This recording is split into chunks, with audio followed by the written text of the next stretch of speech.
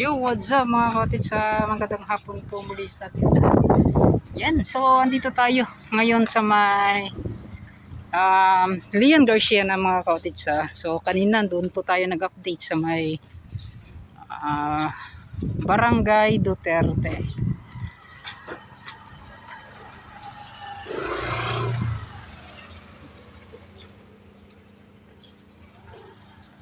So ito yung mga makikita naman natin. So siguro by next month yung mga cottage ay lalatag na yung girder. So wala pa kasi tayong mga girder na nakikita dito. Yan, so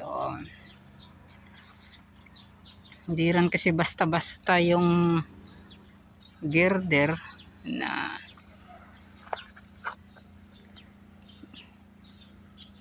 hindi kasi talaga doon pareho sa boulevard mga cottage. Parang napakalaki po ng espasyo.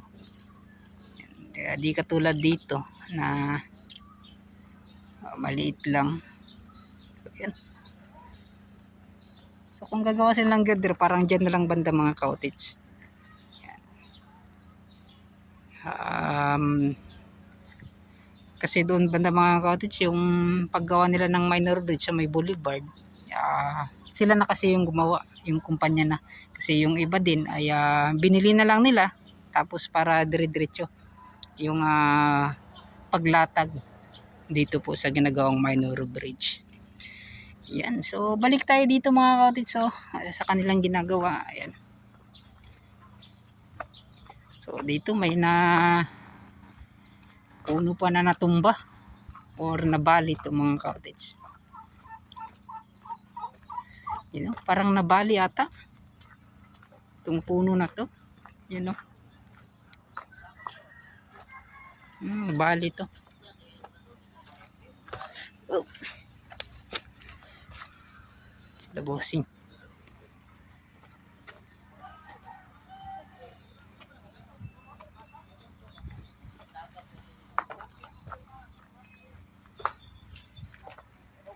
Ito. Girl. Tres ako. Shout out. So gumagawa sila ng para sa poste mga cottage. So, at itong pader.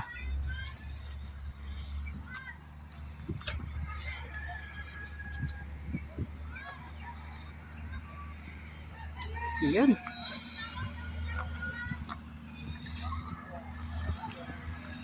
So ito mga cottage, ito po yung mga dyan banda, yung sa mga nasunugan.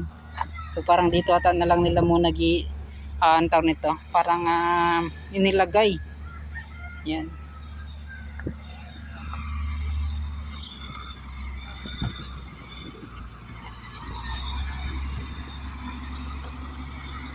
Sila idolo.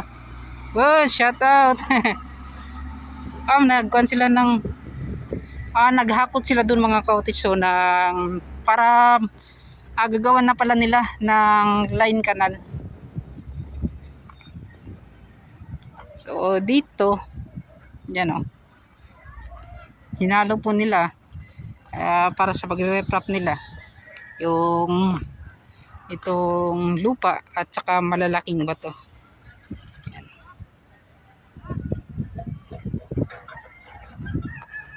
So yan, second layer na po yan dito banda mga cottage. So ito na po yung first layer niya.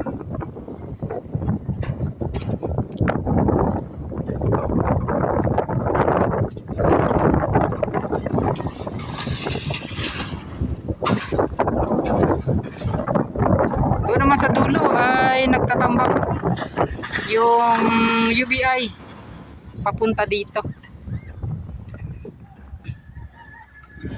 So ito mga bagong tambak yung mga cottage. Kaya kita po ninyo napakataas na po dito banda. Yan doon. Nga po.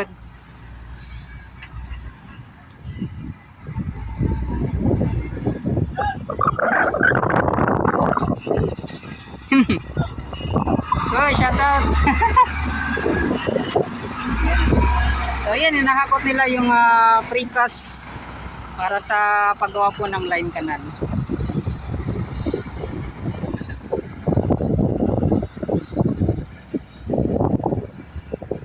yan, magpapantay na yan mga cottage, kunting-kunti na lang. So talagang bawat pagbalik po natin dito ay may mga nakikita tayong mga pagbabago o yung progreso sa ginagawang Davao Postal.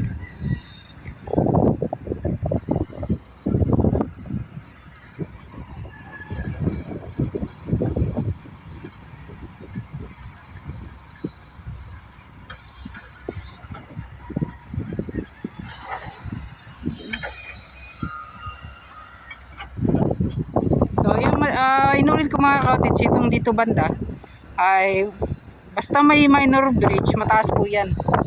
So yan doon banda, pababa na yan mga cottage. Tapos meron na mga box culvert. So yung box culvert, ipapantay na lang yung mga cottage sa daanan, sa ginagawang kalsada. Yan.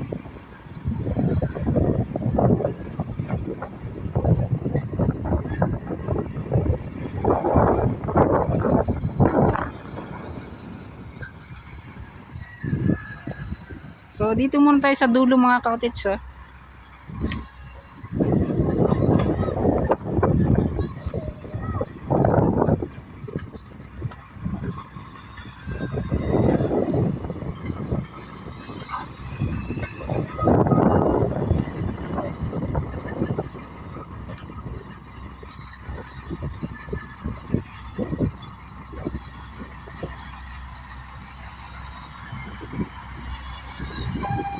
Yan na nilagay doon sa tractor, sa bakit po ng tractor. Tama ba tayo mga cottage? Tractor yung tawag nito.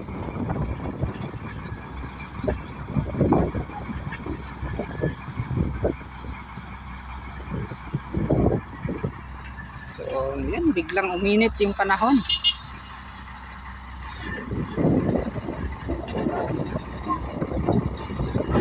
So tignan, dalawa lang po mga cottage yung inilagay sa bucket.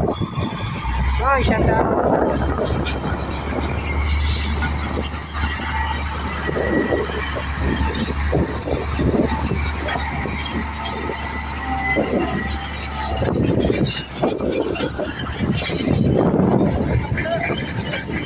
So langapon yung mga cottage sa dito banda. Yan. So paunawa lang po, paalala sa lahat. Yan. So kasi itong mga cottage, so nakita natin may pagdudugtong na po na ginagawa. So maganda. Kasi nga po, pwede po tayo makalapit ng konti dyan.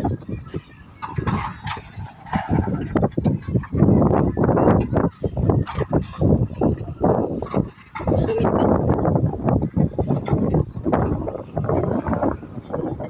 At yun. So sa mga mangingisda mga cottage ay so di natin alam kapag high tide mga cottage kung pwede ba silang makadaan dyan. Yan. So parang mahirap pa siguro mga cottage para makalabas sila dito. So ito po ay sarado na. Yan. May daanan na rin na ginawa.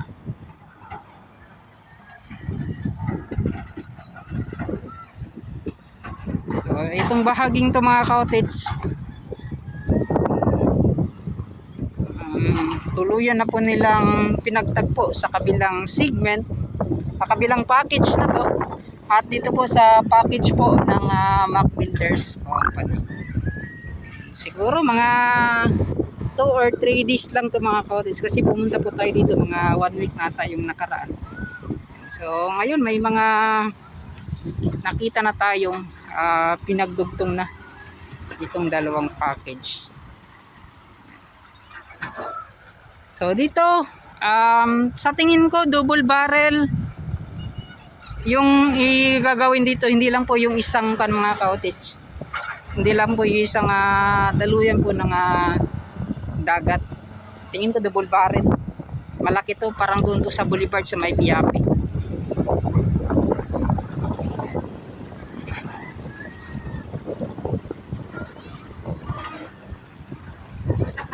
So, yan mga cottage. So, titingnan natin. Pupunta tayo dyan mga cottage. Kuha tayo ng update. Sa paunawa po sa mga nandito, lalo lang sa mga bata, yung mga naliligo. Mag-ingat po kayong lahat. Sana, mas maganda sana kung wag na lang po kayong yan, sa mga dito nagko-construct mga cottage, under construction na itong Coastal Road, Davao Coastal Road, ay para iwas tayo sa disgrasya, lalong lalo sa mga bata, lalo sa mga magulang. Gabayan po ninyo, mas maganda kapag wag na lang pumunta po dito mga cottage, yung mga bata na maliligo yan. So paunawa lang po. So tatry natin dito banda mga cottage. Kukuha lang tayo ng update. Ayan, oh. Parang pa-low tide pa ata ngayon mga cottage, kasi makikita naman ninyo kapag high tide yan mga cottage, yung pa high tide na, ito po ay baliktad po. So ito papasok po to dito banda. Yan, dito sa loob. So ngayon makita po ninyo yung agos niya ay palabas po. Itong halo-halo na po, itong parang nagtubig kanal na, or itong tubig dagat. Yan.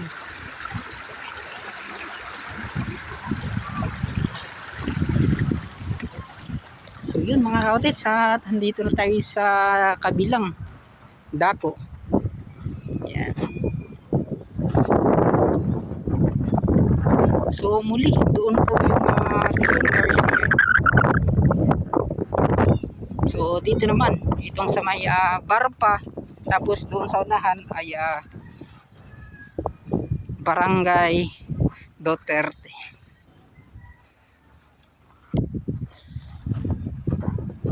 So ito mga cottage, for the first time din at napuntahan natin itong area na to. So doon pa ako kanina sa unang update ko.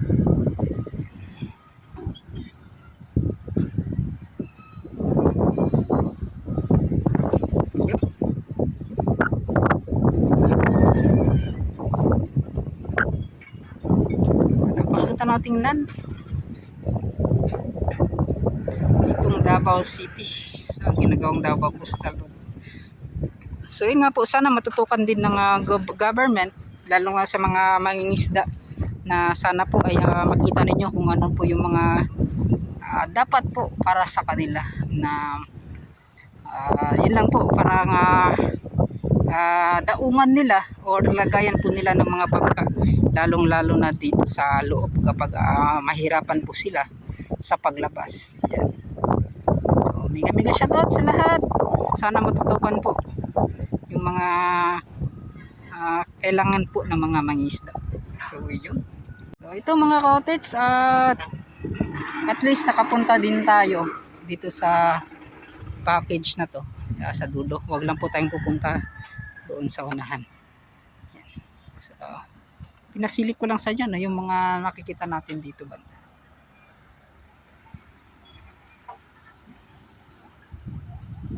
Sa mga maliligo dito, mag-ingat po kayong lahat.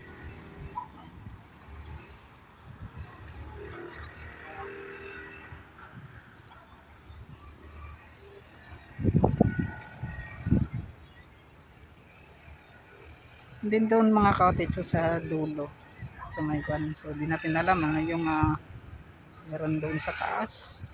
Yan. Parang kinukumpleto na yung poste. Yan mga cottage, so kita ninyo, kumpleto na po yung poste dito sa left side po ng railings. Yan. Sa kabila kasi kung dito yung nagkakamali, parapet wall yung ginawan po nila ng disenyo sa bawat gilid. Yan. So sa tingin ko para po yun sa poste, sa pagkukumpleto po nila.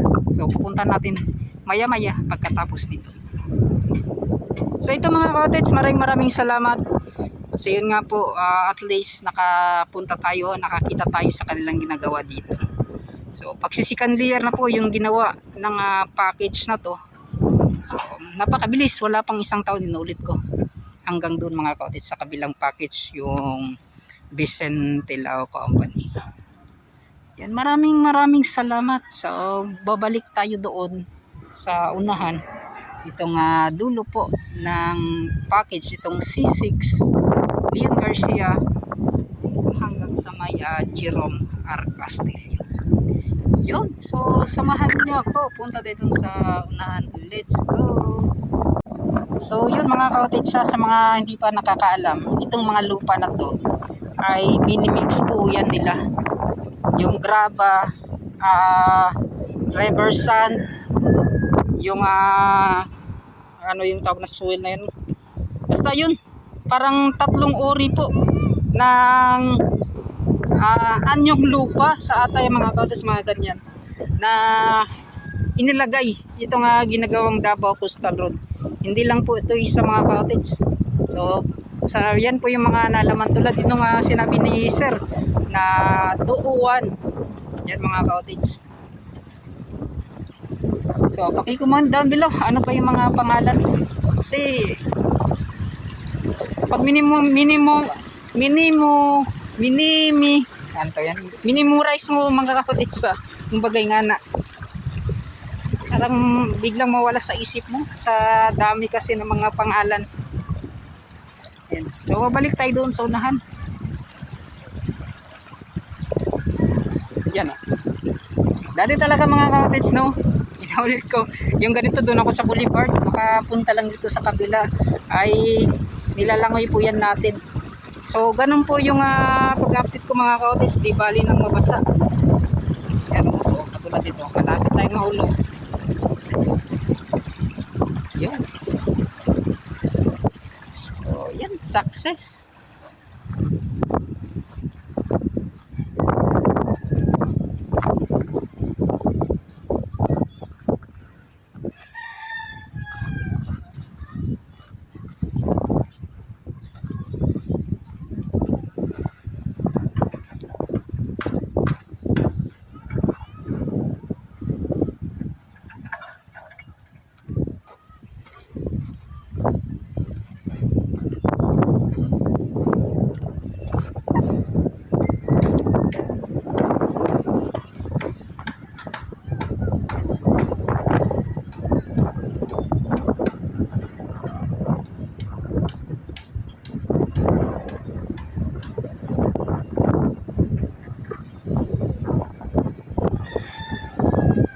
Yun mga ka-cottage, kukuha lang po tayo ng thumbnails.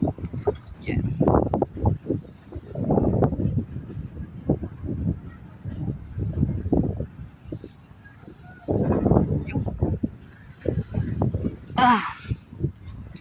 So baktas hanggang doon sa dulo mga ka-cottage.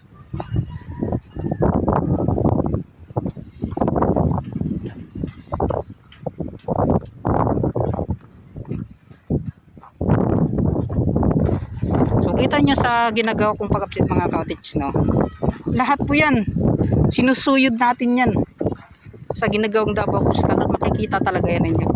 So sa iba, kung yung mga nagko-comment na dapat pinaliparan mo ng drone, wala po tayo yan mga ka-cottage. So ito lang po yung mga makakaya.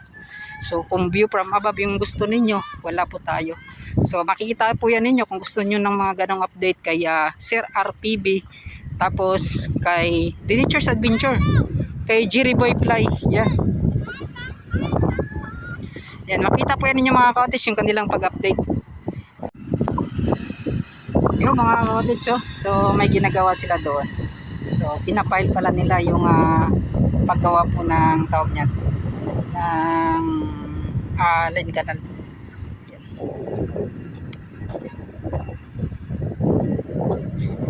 So ito may bagong manhole. Maganda rin kasi yung precast mga ka-cottage kapag yun, basta maganda lang talaga yung pagkalagay, yung pagkaayos. Kasi yung precast madali lang siyang parang install or ipapile. Yan siya kay Sir Per Abarquez. Di rin naman yan basta-basta mga ka-cottage, kasi yun nga po malalim, nasa mga 2 to 2.5 ata feet yung laki po ng ginagawang line canal.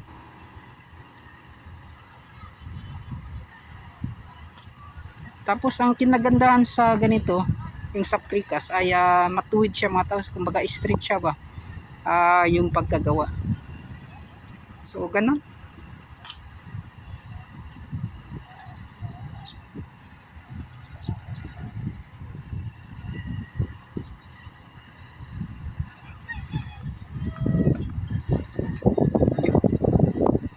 Kaya magtutuloy-tuloy yan na hanggang doon sa dulo ng kanilang package. Ayan. So kita ninyo mga ka-cottage, yun pala yung dahilan.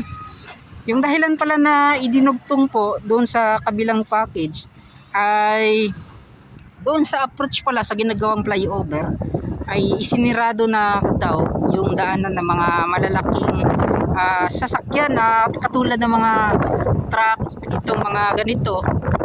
So mahirapan daw sila sa makadaan. So kaya po yung dahilan kung bakit po kinonekta yung dalawang package. So yun, yung nagtanong po tayo mga ka-cottage. Yan.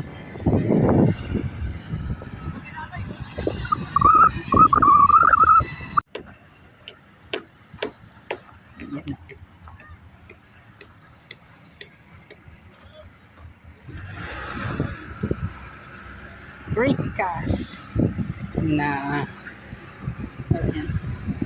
terus ako dol precast line canal. So ito ginawan talaga to ng hulmaan mga ka-cottage. Sila sir narito oy, shout out. So di po muna natin sila ang tawag niyan mga ka-cottage, di po muna natin sila dinestorbo doon para wala namang mga comments na sabihin niyo na iwas po sa mga pagtatanong para di po tayo makadidisturbo. Yan.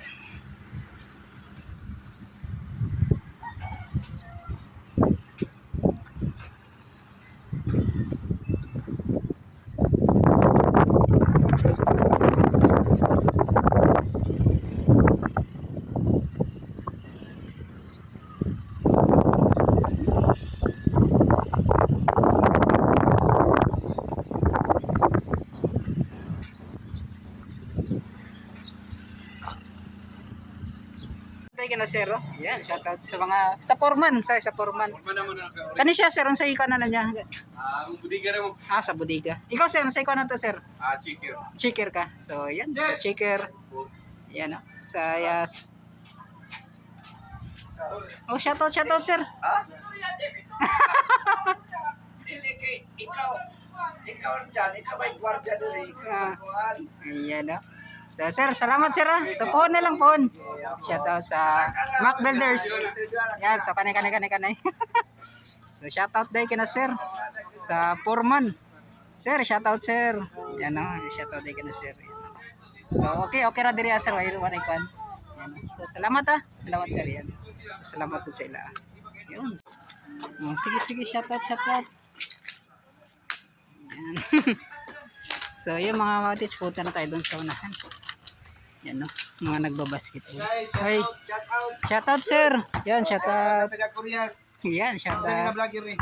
Tito Tans TV. Tito Tans. Yan. Bula dyan. Bula lang. Yan, salamat Okay. Well, salamat. Shout out din you. Yan, shout out.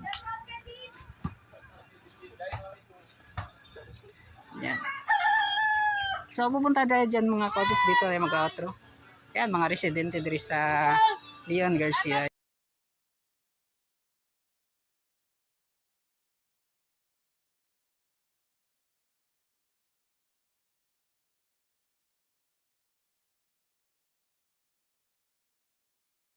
Yan mga cottage, at andito na tayo sa itong dulo na ng tawag niyan, dito sa relay na. So kanina doon tayo sa may McBuilders kasi mga cottage. So yan yung nakakoral na kanina, yung parang may harang na. Yung harang na kanilang ginawa na ay yung ginawan pala nila ng harang na doon banda. So boundaryhan kasi yun ng McBuilders at itong relay. So dito yung boundary na naman ng relay at yung UBI. So ganun mga cottage ha. So doon sa unahan, yun na po yung sa may flyover na ginagawa at yung pagpapile po nila ng modular segmental blocks. So yun, maraming salamat. So di na po tayo pupunta dyan sa taas. Mga cottage. So pinasilip ko na sa inyo, pinakita sa inyo kung ano po yung mga meron dito. Maraming salamat at hanggang dito na lang. Papaalam po ako mga cottage. Hanggang sa muli. Mega shoutout pala sa lahat ng mga yan, yung mga solid supporters talaga natin. Yung mga bago, sana mga cottage, pa-subscribe naman po, pa-suporta po ng aking YouTube channel. Yan, maraming salamat. God bless. FWs natin dyan, lagi po kayo mag-ingat din. Yan, at bye-bye na.